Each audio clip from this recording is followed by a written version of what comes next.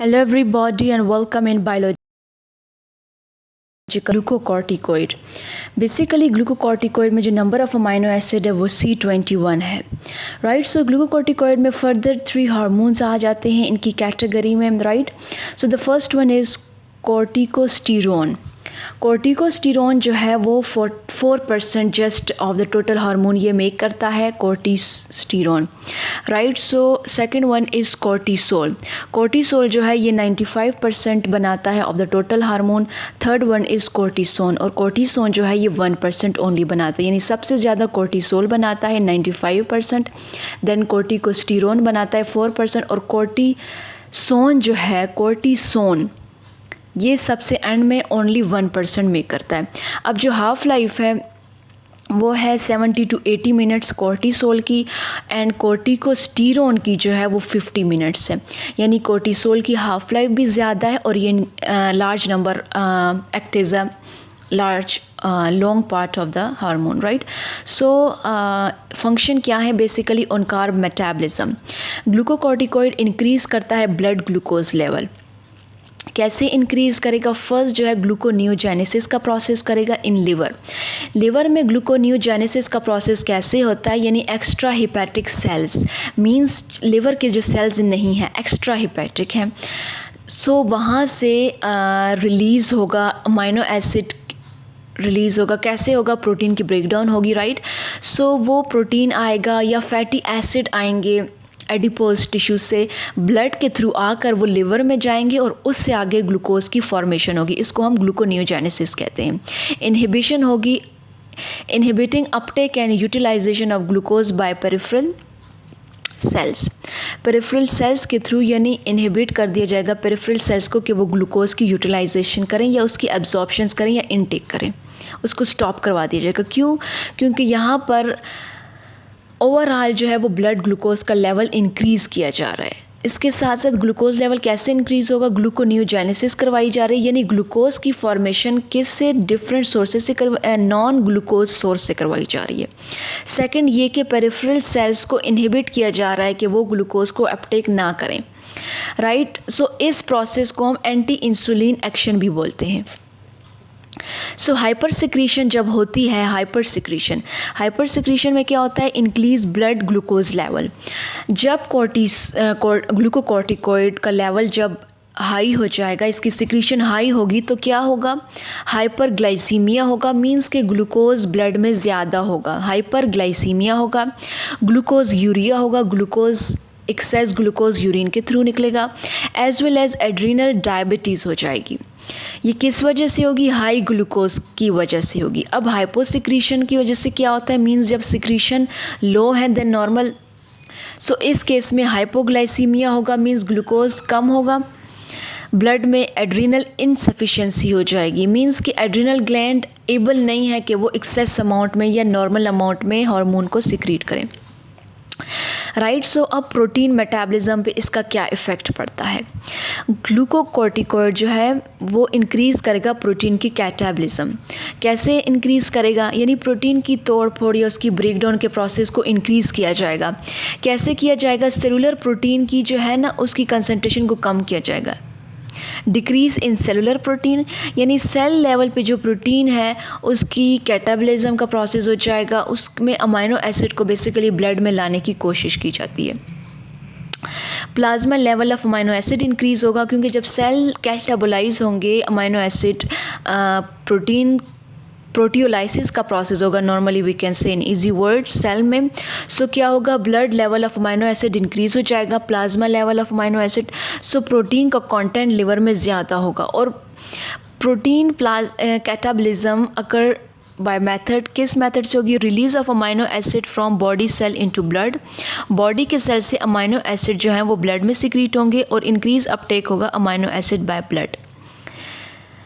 Protein catabolism क्या cause करती है? मसल वेस्टिंग कॉज करती है, यानी एक्सेस अगर बॉडी में प्रोटीन की कैटाबॉलिज्म का प्रोसेस हो रहा है, क्योंकि हर चीज़ को बॉडी में बैलेंस रिक्वायर होता है। प्रोटीन अब हर चीज़ को भी चाहिए, यानी सेल्स को भी चाहिए प्रोटीन, टिश्यूज़ को, मसल्स को चाहिए। अब जब नॉर्मल से ज़्यादा प्रोटीन की कैटाबॉलिज्म का प्रोसेस हो जाएगा या प्रोटियोलाइसिस होगा, सो मसल वेस्टिंग हो जाएगी, मसल वीकनेस हो जाएगी, लॉस ऑफ मसल हो जाएगा और नेगेटिव नाइट्रोजन बैलेंस हो जाएगा बॉडी में, राइट, अमोनिया फॉर्म। अब फैट की मेटाबॉलिज्म पर क्या इफ़ेक्ट पड़ता है? On fat metabolism,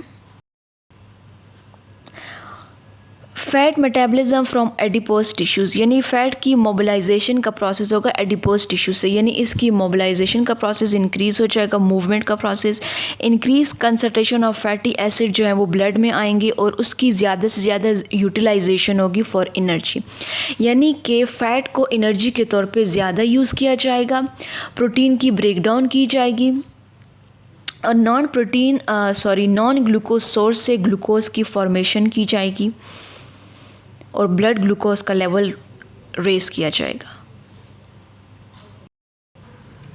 so from ketone bodies ketogenic effect will be ATP, ये जो फैट की मोबिलाइजेशन का प्रोसेस होगा उससे एनर्जी को ऑब्टेन किया जाएगा, फैटी एसिड की कंसंट्रेशन ज़्यादा हो जाएगी, सो कीटोन बॉडीज़ की फॉर्मेशन होगी और कीटोजेनिक इफेक्ट प्रोड्यूस होगा। हाइपर सिक्रीशन जब ग्लूकोकॉर्टिकॉइड की हो जाएगी, सो हाइपर सिक्रीशन में क्या होगा, फ़ैट अब एक्सेस फैट बॉडी में मूव कर रहा है ब्लड में, सो इस फैट की डेपोजिशन हो जाएगी, किधर डिपोजिशन होगी, फेस पे, chest, breast, बटक and abdomen. Hyper secretion के केस में फ़ैट जो है वो डिपॉजिट हो जाएगा। अब ऑन वाटर मेटाबॉलिज्म, वाटर की मेटाबॉलिज्म पर क्या इफ़ेक्ट प्रोड्यूस होगा? Help in water balance, basically glucocorticoid जो है वाटर की बैलेंस में मोस्ट इंपॉर्टेंट रोल प्ले करते हैं, ये इंक्रीज़ करते हैं वाटर की एक्सक्रीशन को। जब एड्रीनल इनसफिशिएंसी हो जाएगी तो वाटर की रिटेंशन का प्रोसेस होगा, वाटर रिटेन करेगा बॉडी में, रिमूव नहीं होगा, बैलेंसिंग का प्रोसेस नहीं होगा।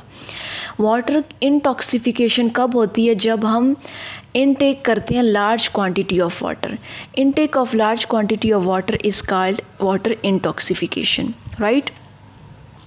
सो वाटर के केस में क्या होगा कि एड्रीनल इनसफिशिएंसी के केस में क्या होगा, वाटर की रिटेंशन होगी। बैलेंसिंग जब होगा तो यानी ग्लूकोकॉर्टिकॉइड नॉर्मली वाटर की एक्सक्रीशन करता है, वाटर इंटॉक्सिफिकेशन के केस में लार्ज क्वांटिटी ऑफ वाटर को इनटेक किया जाएगा। सो मिनरल की मेटाबॉलिज्म पर क्या इफ़ेक्ट करता है? It help in sodium and potassium, sodium retention and potassium excretion, ये भी एल्डोस्टेरोन की तरह सोडियम की रिटेंशन करता है और पोटेशियम की एक्सक्रीशन करता है। जब हाइपर सिक्रीशन होती है यानी नॉर्मल से ज़्यादा सिक्रीशन होती है तो एडिमा होता है। एडिमा क्यों होगा? क्योंकि फ्लूइड एक्यूमुलेट कर जाएंगे। हाइपरटेंशन होगी, सोडियम ज़्यादा रिटेन हो जाएगा, नॉर्मल से ज़्यादा, हाइपोकेलेमिया हो जाएगा, पोटेशियम की नॉर्मल से ज़्यादा एक्सक्रीशन हो जाएगी और मसल वीक हो जाएंगे। मसल क्यों वीक होंगे? इंक्रीज प्रोटियोलाइसिस हो जाएगा या we can say protein catabolism का प्रोसेस हो जाएगा नॉर्मल से ज़्यादा। So blood calcium level decrease कर जाएगा due to high level of glucocorticoid, right. So bones पे क्या इफेक्ट होगा? ग्लूकोकॉर्टिकॉइड बोन्स रीजॉर्प्शंस करते हैं, ऑस्टियोक्लास्ट एक्टिविटी को इन्हेंस कर देते हैं, यानी बोन की फॉर्मेशन और मिनरलाइजेशन को इनहिबिट करते हैं हर हाल में। इसीलिए हाइपर सिक्रीशन के केस में ऑस्टियोपोरोसिस का प्रोसेस होता है, मींस के ब्लड में ग्लूकोज का लेवल नॉन ग्लूकोज सोर्स से इंक्रीज़ करना चाहिए, चाहे बॉडी पर उसका क्या इफ़ेक्ट प्रोड्यूस होता है। नॉर्मल अगर है तो ठीक है, बॉडी में बैलेंसिंग है क्योंकि कॉर्टिसोल का भी मोस्ट इम्पॉर्टेंट रोल है। लेकिन जब हाइपर सिक्रीशन होगी तब भी डिस्टर्बेंस होगी, लो सिक्रीशन होगी तब भी डिस्टर्बेंस होगी। मसल के केस में इंक्रीज प्रोटीन कैटाबॉलिज्म होगा तो मसल वीकनेस ज़्यादा हो जाएगी हाई सिक्रीशन में। आरबीसी पर इसका क्या इफ़ेक्ट पड़ेगा? So it decrease number of circulating basophil and lymphocyte. Glucocorticoid जो है वो इसाइनोफिल्स को कम कर देते हैं, बेसोफिल को और लिम्फोसाइट को कम कर देते हैं। सो इसाइनोफिल्स जो है उसकी कैसे नंबर डिक्रीज़ हो जाएगा? उसकी डिस्ट्रक्शन इंक्रीज़ होगी इन रेटिक्यूलो एंडोथेलियल सेल्स में। साइनोफिल्स की डिस्ट्रक्शन इंक्रीज़ होगी रेटिकुलर एंडोथेलियल सेल्स में, यानी एंजाइम्स ऐसे के केस में नॉर्मली बेसिकली प्लाज्मा लेवल पर भी बैलेंसिंग होती है, यानी न्यू की फॉर्मेशन होती है और ओल्ड जो है वो डिस्ट्रॉय हो जाते हैं, लेकिन यहाँ पे नॉर्मल से ज़्यादा डिस्ट्रक्शन हो जाती है, सो नंबर जो है वो डिक्रीज़ हो जाता है due to high level of glucocorticoid. So basophil और लिम्फोसाइड भी कम हो जाएंगे, so increase in number of circulating RBC, platelets and neutrophils। RBC, platelets और neutrophils का ओवरऑल नंबर इंक्रीज़ हो जाएगा, राइट। सो अब क्या इफ़ेक्ट होगा ऑन वेस्कुलर रिस्पॉन्स पे? It help in constrictor action of adrenaline and non adrenaline, यानी vessels के केस में ये वेसल कंस्ट्रिक्टर के तौर पे काम करेगा, किसके लिए? For adrenaline and non adrenaline. Adrenal insufficiency के केस में मींस हाइपोसिक्रीशन की वजह से या नॉर्मल एक्शन परफॉर्म ना करने की वजह से ब्लड वेसल्स फेल हो जाएंगी to respond adrenaline and non adrenaline, यानी जब कंस्ट्रिक्ट होना चाहिए तब कंस्ट्रिक्ट नहीं हो पाएंगी, जब डायलेट होना चाहिए तब डायलेट नहीं हो जाएंगी इन केस ऑफ फाइट और फ्लाइट, राइट। सो तो sometimes it cause life threatening condition. Nervous system पर क्या इफेक्ट करता है? इसकी डिक्रीज कंसंट्रेशन, किसकी? ग्लूकोकॉर्टिकॉइड की कम कंसंट्रेशन या हाइपोसिक्रीशन पर्सनैलिटी में चेंजेस लाती है, लेक ऑफ कंसंट्रेशन होती है, यानी सेंसिटिविटी हो जाती है to olfactory and taste stimulus की तरफ। सो परमिसिव इफेक्ट क्या है? परमिसिव इफेक्ट क्या है? बेसिकली ग्लूकोकॉर्टिकॉइड की प्रेजेंस में बॉडी में जो बाकी डिफरेंट प्रोसेस होते हैं वो कौन से हैं? क्लोरीजेनिक इफेक्ट ऑफ ग्लूकागोन होता है, lipolytic effect of catecholamine, vascular effect of catecholamine and bronchodilator effect of catecholamine. ये बेसिकली कुछ प्रोसेस हैं जो कि ग्लूकोकॉर्टिकॉइड की प्रेजेंस में ही होते हैं, permissive actions, right.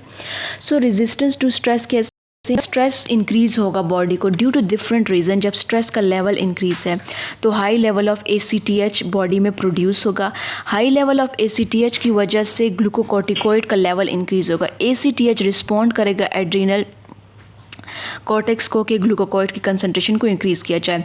Anti inflammatory effect कैसे है? बेसिकली इन्फ्लेमेशन किस वजह से होती है? रिस्पॉन्स इंड्यूस्ड बाय इंजरी, यानी इंजरी जो है उसकी वजह से, इंजरी का एक रिस्पॉन्स है बॉडी को इन्फ्लेमेशन की फॉर्म में। केमिकल सब्सटेंसेस जो कि at the time of injury produce होते हैं वो हिस्टामीन है, serotonin, leukotriene, prostaglandin and bradykinin. इसके साथ साथ एराइथीमिया भी हो जाता है। Erythema means increase blood flow toward injury site, right.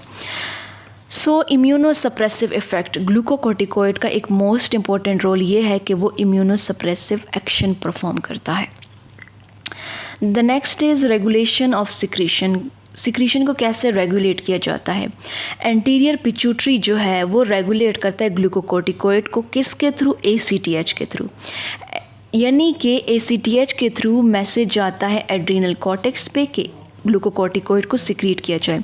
ACTH की जो सिक्रीशन है वो रेगुलेट होती है बाय हाइपोथैलेमस के through CRH, corticotropin releasing hormone.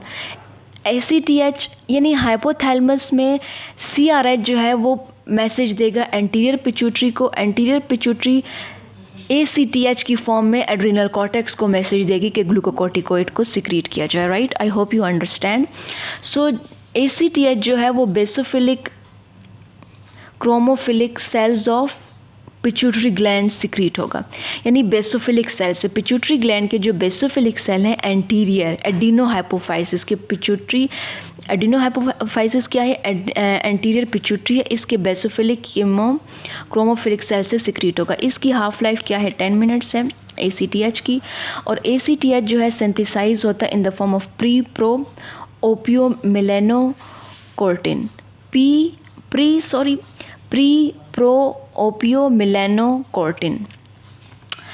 इस फॉर्म में ये सिंथेसाइज होगा। ACTH का क्या एक्शन है? ये ग्लूकोकॉर्टिकॉइड को एक तो रिलीज़ करेगा, सेकंड ये है कि कोलेस्ट्रॉल को प्रेग्निनोलोन में कन्वर्ट करेगा, और प्रेग्निनोलोन से प्रोजेस्टेरोन की फॉर्मेशन भी होती है और उससे एस्ट्रोजन भी बनता है, राइट।